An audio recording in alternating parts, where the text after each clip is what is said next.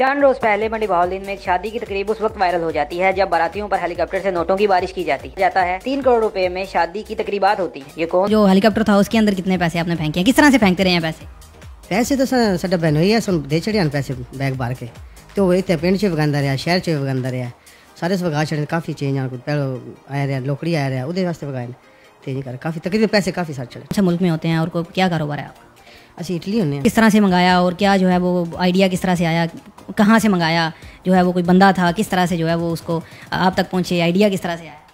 ने तोहफा गिफ्ट किया है और मेरी भरजाई बाहर दी इटली तो है, मेरे छोटे भाई की बेगम है, उसने उत्थों आके इतने आके बनवाया तो इन्हों गिफ्ट किया है। वो मैंने लगता है 40 तोले का, लिया विखाओ खा चेक कर लो बेशक मौजूद है। कितनी प्राइस है उसकी? मैंने 40 तोले का जो है वो जूता भी पहनेंगे आप माशाल्लाह से। ऐसी तो कोई बात नहीं, ये शुरू से भाइयों को शौक़ था तो बहुत अच्छा रहा ये शौक़। तो क्या अब आपको बताऊँ कितनी खुशी है।